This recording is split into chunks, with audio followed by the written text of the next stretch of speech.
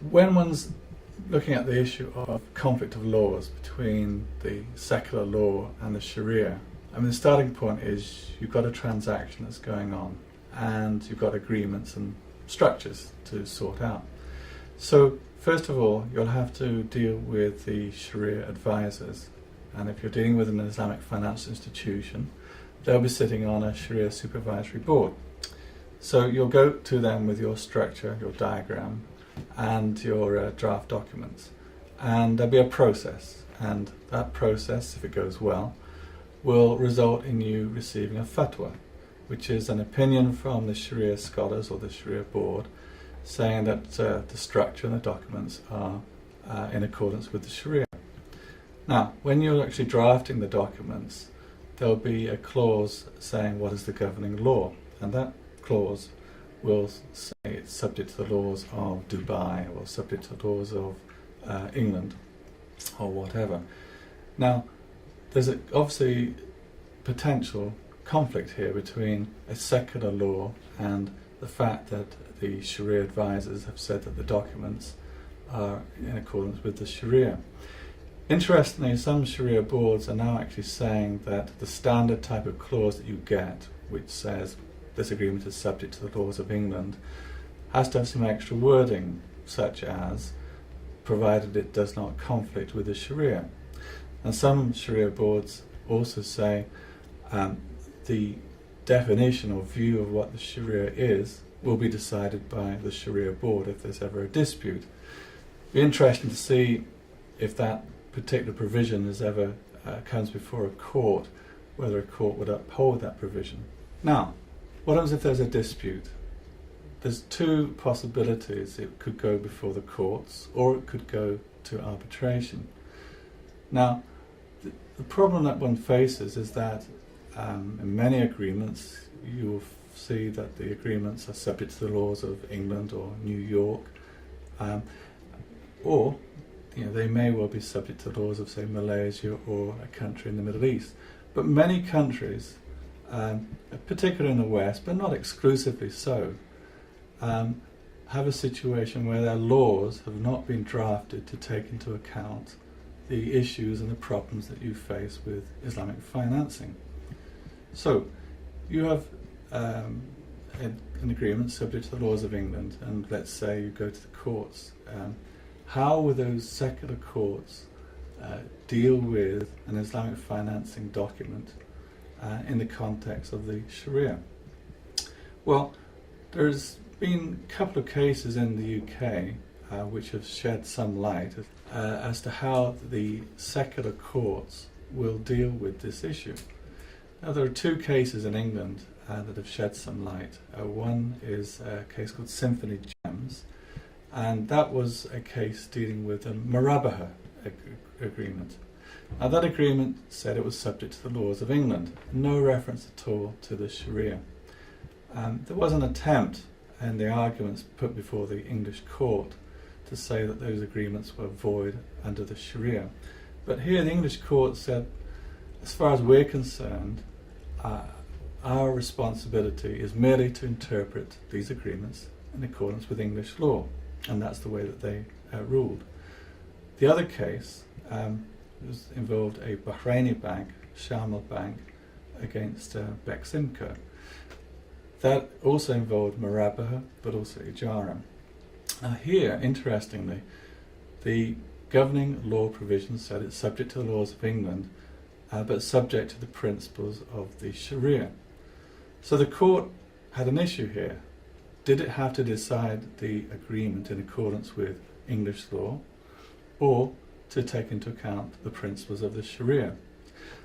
One of the problems that it faced was that the plaintiffs had their experts and the defendants had theirs, and they both gave different interpretations as to what the Sharia meant on particular issues. The court, in the end, decided it would not look at the Sharia, but it did say that if it had come to that conclusion, it would have a problem because of the different views given to it by the experts. In any event, what the court decided was that it agreed with the trial judge. This was a Court of Appeal case, where the trial judge said that the reference to the Sharia was really a reference to the religious principles that the bank had to follow in its business. But the court in the end decided that as far as it was concerned, the Sharia was not a national law of a country, and as such it was not obliged, and in fact could not follow the Sharia in the interpretation of the agreement. So here the court decided that it would interpret the agreement in accordance with English law, even though there was a fatwa issued by the Sharia Supervisory Board in connection with these Islamic financing documents. Now, there have also been cases outside of Europe, even in the Middle East. For example, there was a Federal Supreme Court case in Abu Dhabi a few years ago that involved an Islamic financing that came to it for a decision. It involved a musharaka, a type of partnership or joint venture. At the end of the day, what the court said was that they didn't actually view this as being a proper joint venture arrangement. They interpreted it in accordance with local law, and their view was that this agreement was actually a financing agreement and the bank was entitled to be repaid. And there's also been decisions in Malaysia which have upheld Islamic financing documents.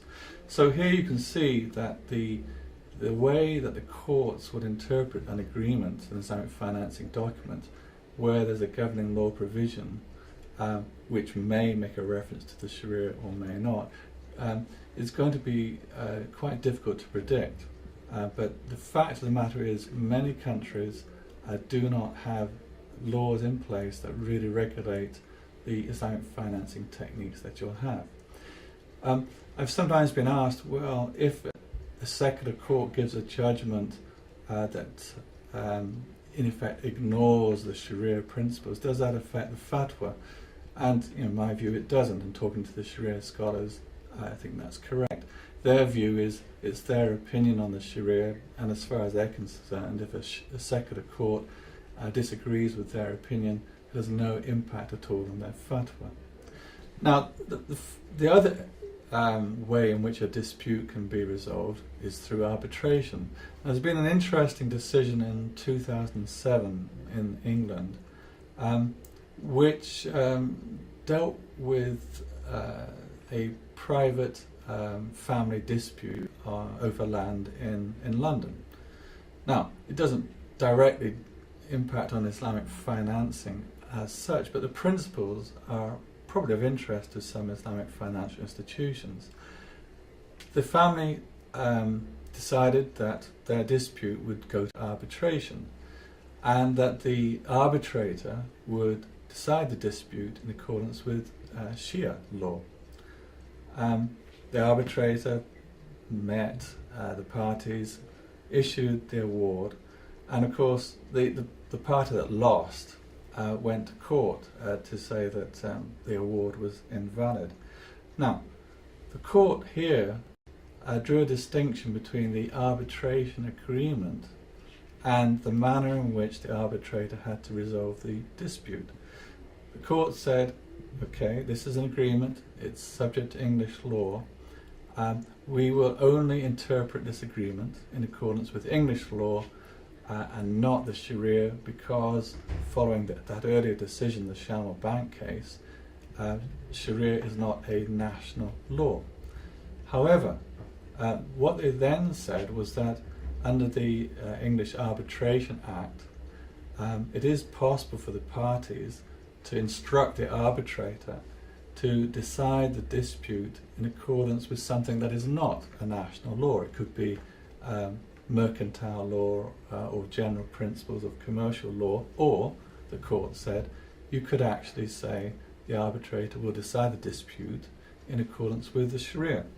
So this decision is interesting in that for an Islamic financial institution that has to have, for whatever reason, an agreement subject to the laws of England, but still wants a dispute resolved in accordance with the Sharia, it could structure the documents so that you still have the laws of England being the governing law, But disputes go to arbitration, and the arbitrator is to resolve the dispute in accordance with the Sharia. So I think in summary, in the context of the tension or conflict between secular laws and the Sharia, you have to really look on a country-by-country basis to see what the situation is, and this is where the lawyer is going to have to come in and give you guidance.